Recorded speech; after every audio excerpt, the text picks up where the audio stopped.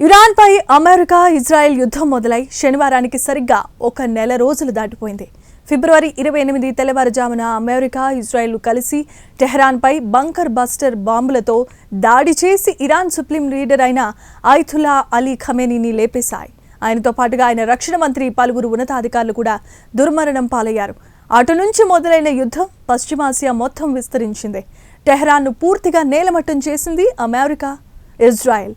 అయినా ఇరాన్ ఎక్కడా తగ్గకుండా అమెరికాకు భారీ నష్టాన్ని కలిగిస్తోంది. దీంతో ట్రంప్ గత వారం ఇరాన్ పని అయిపోయింది, కాళ్లబేరానికి వచ్చింది, బ్యాక్ ఛానల్ చర్చలు జరుపుతోంది అంటూ చెప్పుకొచ్చారు. అయితే చర్చలకు ఎవరు చొరవ తీసుకుంటున్నారన్న విషయం గురించి ఆయన చెప్పలేదు. కానీ తెర వెనుక పాకిస్తాన్, తుర్కియాలు చొరవ తీసుకుంటున్నాయని ప్రైమ్ 9 కూడా ప్రత్యేకమైన కథనాలను ప్రచురణ చేసింది.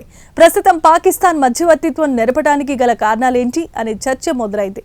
అయితే ఇరాన్ మాత్రం అలాంటిది ఏమీ లేదని తిరస్కరిస్తోంది. మరి తెర వెనుక ఏం జరుగుతుందో ప్రత్యేకమైన కథనాలు ఇప్పుడు మనం తెలుసుకుందాం. కేవలం 5 సెకన్లలో మీ హార్ట్ స్కానింగ్ పూర్తి చేసే 640 స్లైస్ సిటీ ఇప్పుడు మీ మెడికవర్ హాస్పిటల్స్ ఫైనాన్షియల్ డిస్ట్రిక్ట్ లో.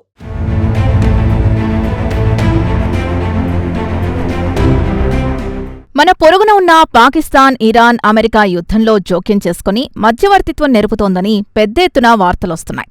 వాషింగ్టన్ని, టెహ్రాన్ని ఇస్లామాబాద్కు పిలిపించుకొని రాజీ కుదర్చాలని తెరవెనుక కసరత్తు చేస్తోంది పాకిస్తాన్. ఇక పాకిస్తాన్ విషయానికొస్తే ఇటు వాషింగ్టన్తో పాటు అటు టెహ్రాన్తో సన్నిహిత సంబంధాలున్నాయి. అందుకే కాస్త చొరవ తీసుకుని యుద్ధానికి ముగింపు పలికించాలని చూస్తోంది. అయితే పాకిస్తాన్ చొరవ తీసుకోవడానికి పలు కారణాలున్నాయి. వాటిలో ప్రధానంగా చెప్పుకోవాలంటే 2 ముస్లిం దేశాలు కావడం ఒకటైతే. ఇండియా నుంచి పాకిస్తాన్ విడిపోయిన తర్వాత 1947లో పాకిస్తాన్ని ముందుగా గుర్తించింది ఇరాన్. అలాగే 1979లో ఇరాన్లో షా ప్రభుత్వం కూలి మత ఛాందసవాదుల ప్రభుత్వం ఏర్పడినప్పుడు పాకిస్తాన్ ఇరాన్ను గుర్తించింది. అదీ కాకుండా పాకిస్తాన్లో షియా ముస్లింల జనాభా సుమారు 20% వరకు ఉంది. కాబట్టి ఇరాన్కు, పాకిస్తాన్కు మధ్య సహజంగానే బలమైన సంబంధాలున్నాయి. ఇటువైపు నుంచి అటువైపు నుంచి రాకపోకలు సాగుతూ ఉంటాయి. గత నెల అమెరికా ఇరాన్పై దాడి చేసినప్పుడు పాకిస్తాన్లో షియా మతస్థులు రోడ్డుపైకొచ్చి నానా బీభత్సం సృష్టించారు. ఇస్లామాబాద్లో అమెరికా రాయబార కార్యాలయానికి నిప్పు పెట్టిన విషయం తెలిసిందే. పోలీసుల కాల్పుల్లో సుమారు 26 మంది షియా మతస్థులు ప్రాణాలు కోల్పోయారు. అదీ కాకుండా పాకిస్తాన్కు, ఇరాన్కు 900 కిలోమీటర్ల సరిహద్దు కూడా ఉంది. ఇరాన్ సరిహద్దులో బలోచిస్తాన్ ఉన్న విషయం తెలిసిందే. బలోచిస్తాన్ నుంచి పాకిస్తాన్కు ఎప్పుడూ తలనొప్పులు ఎదురవుతుంటాయి. బలోచ్ మిలిటెంట్లు తాము పాకిస్తాన్ నుంచి విడిపోతామని పెద్ద ఉద్యమం చేస్తోంది. బలోచ్ మిలిటెంట్లను పాకిస్తాన్ రాచి రంపాన పెడుతున్న విషయం తెలిసిందే. ఇక బలోచ్లు పాకిస్తాన్లో పెద్ద ఎత్తున విధ్వంసం సృష్టించి ఇరాన్కు పారిపోతూ ఉంటారు. దీంతో పాకిస్తాన్ ఇరాన్తో సన్నిహిత సంబంధాలు కొనసాగించి మిలిటెంట్ల జాఢ్యాన్ని అదుపు చేయాలనే ఆలోచన కూడా ఉంది. అందుకే ఇరాన్లో శాంతి నెలకొంటే తాము ప్రశాంతంగా ఉండవచ్చునని పాకిస్తాన్ భావిస్తోంది. అందుకే ఇరాన్లో స్థిరమైన ప్రభుత్వం కొనసాగాలని పాకిస్తాన్ కోరుకుంటోందని పాకిస్తాన్కు చెందిన ఎనలిస్టులు అభిప్రాయపడుతున్నారు. కేవలం 5 సెకన్లలో మీ హార్ట్ స్కానింగ్ పూర్తి చేసే 640 స్లైస్ సిటీ ఇప్పుడు మీ మెడికవర్ హాస్పిటల్స్ ఫైనాన్షియల్ డిస్ట్రిక్ట్ లో. ఇక అమెరికా పాకిస్తాన్ను గుడ్డిగా ఎలా నమ్ముతోందనే విషయానికొస్తే గతంలో ఇదే పాకిస్తాన్ ఆఫ్ఘనిస్తాన్కు కొమ్ము కాసింది. అటు తర్వాత ప్రస్తుతం ఇరు దేశాల మధ్య పరిస్థితులు పూర్తిగా దిగజారిపోయాయి. ఇరు దేశాలు ఒకరిపై ఒకరు దాడులు, ప్రతిదాడులు చేసుకుంటున్నాయి. అయితే అమెరికాలో డొనాల్డ్ ట్రంప్ ప్రెసిడెంట్గా బాధ్యతలు స్వీకరించిన తర్వాత పరిస్థితులు పూర్తిగా మారిపోయాయి.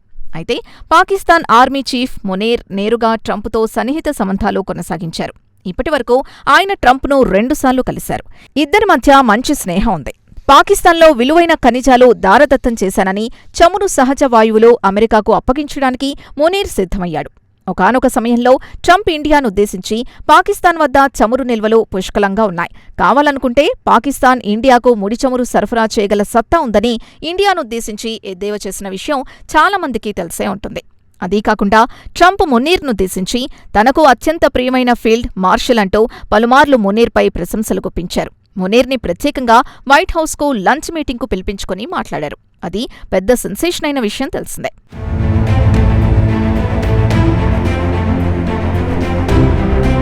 గతేడాది మేలో ఆపరేషన్ సింధూర్ సమయంలో ఇండియా పాకిస్తాన్పై వైమానిక దాడులు చేసిన వెంటనే మునీర్ క్షణం ఆలస్యం చేయకుండా ట్రంప్ మద్దతు కోరారు. దీంతో ట్రంప్ జోక్యం చేసుకుని ఇండియాతో మాట్లాడి యుద్ధం ఆపించారని పాకిస్తాన్లో పెద్ద ఎత్తున ప్రచారం జరుగుతోంది. కానీ ఇండియా మాత్రం అలాంటిదేమీ లేదు, పాకిస్తాన్కు చెందిన ఉన్నత మిలిటరీ అధికారులు కోరితేనే తాము కాల్పుల విరమణకు అంగీకరించామని చెబుతోంది. మరోపక్క ట్రంప్ మాత్రం ఇప్పటికీ ప్రపంచంలోని పలు వేదికలపై తాను ఇండియా పాకిస్తాన్ యుద్ధం ఆపించానని గొప్పలు చెప్పుకుంటాడు. ఇక యుద్ధం ఆపించినందుకు పాకిస్తాన్ ట్రంప్కు నోబెల్ శాంతి బహుమతికి నామినేట్ చేయాలని ప్రతిపాదించిన విషయం తెలిసిందే. ఇక్కడ అసలు విషయానికొస్తే ట్రంప్ తాను ఇప్పటివరకు 8 యుద్ధాలు ఆపించానని గొప్పలు చెప్పుకుంటున్నాడు. కానీ ప్రస్తుతం ఇరాన్ యుద్ధం నుంచి ఎలా గట్టున పడాలా అని అవకాశం కోసం ఎదురుచూస్తున్నాడు. అలాగే పాకిస్తాన్ కూడా ట్రంప్కు దగ్గర కావాలని చూస్తోంది. అందుకే షరీఫ్, మునీర్లు ఇద్దరూ కలిసి పాకిస్తాన్లోని సహజ వనరుల్ని అమెరికాకు కట్టబెట్టడానికి కూడా వెనకాడటం లేదు.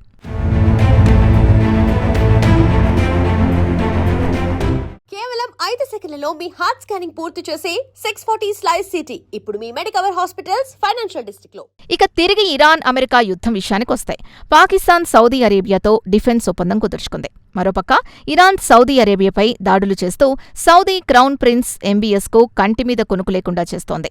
ఇక పాకిస్తాన్ వాదన విషయానికొస్తే ఇరాన్ అమెరికా యుద్ధాన్ని ముగిస్తే ఇక సహజంగానే ఇరాన్ సౌదీ అరేబియాపై దాడులు చేయడానికి వీలుండదని పాకిస్తాన్ ఆలోచనగా చెబుతున్నారు.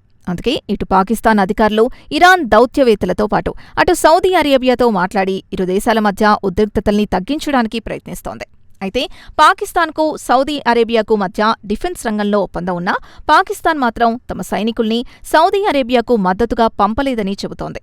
ఒకవేళ ఈ యుద్ధంలో పాకిస్తాన్ పాల్గొని ఉంటే ఇరాన్ మరింత రెచ్చిపోయి గల్ఫ్ దేశాల్లో అమెరికా బేస్లపై దాడులు చేసేది. ఇక గల్ఫ్ దేశాల్లో పాకిస్తాన్కు చెందిన లక్షలాది మంది ఉద్యోగులు పనిచేస్తున్నారు.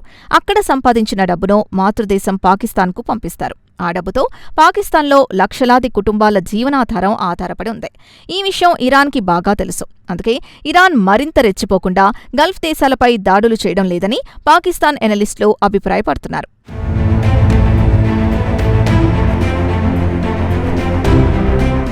ఇక పాకిస్తాన్ కానీ గల్ఫ్లో ఉన్న పాకిస్తానీయులు కానీ ఎంత తొందరగా యుద్ధం ముగిస్తే అంత మంచిదనే స్థాయికొస్తున్నారు.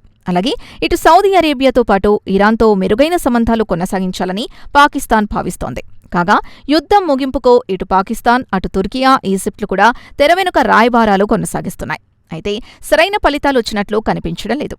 కాగా ట్రంప్ 5 రోజుల పాటు కాల్పుల విరమణ గురించి ప్రకటన చేశారు. కానీ ఇరాన్ మాత్రం ట్రంప్ ప్రతిపాదనను అంగీకరించడం లేదు. ఇక ట్రంప్ వాదన విషయానికొస్తాయి. ఈ 5 రోజుల పాటు ఇరాన్లోని విద్యుత్ ప్లాంట్ల జోలికి పోమని హామీ ఇచ్చాడు. దీనికి ఇరాన్ కూడా గట్టిగానే కౌంటర్ ఇచ్చింది. తమ విద్యుత్ ప్లాంట్లపై దాడి చేస్తే గల్ఫ్ దేశాల్లోని విద్యుత్ ప్లాంట్లను ధ్వంసం చేస్తామని హెచ్చరించింది. ఇక ట్రంప్ యుద్ధం ముగించడానికి 15 పాయింట్ల ప్రోగ్రాం ప్రకటించారు. దాన్ని అస్సలు పట్టించుకోమని ఇరాన్ తేల్చి చెప్పింది. మరి ఇంత జరిగినా ఇటు ఇజ్రాయెల్, అటు అమెరికాలు మాత్రం ఇరాన్పై నిరంతరం దాడులు కొనసాగిస్తూ ఉండడం గమనార్హం.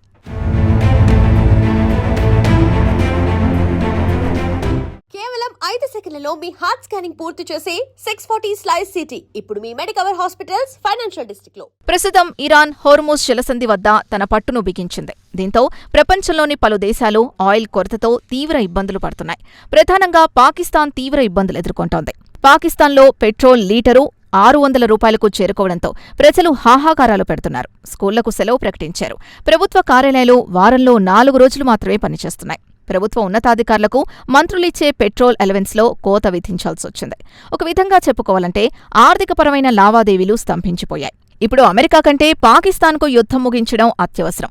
పాకిస్తాన్ ప్రధానమంత్రి షెహబాజ్ షరీఫ్ ఇరాన్ ప్రెసిడెంట్ మసూద్ పెజెష్కియాన్తో నేరుగా చర్చలు జరుపుతున్నారు.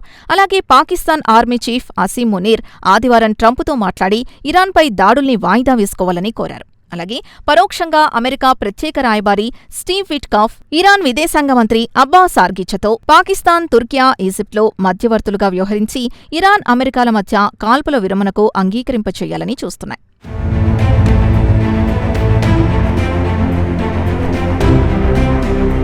అయితే వైట్ హౌస్ మాత్రం దీన్ని ధృవీకరించలేదు.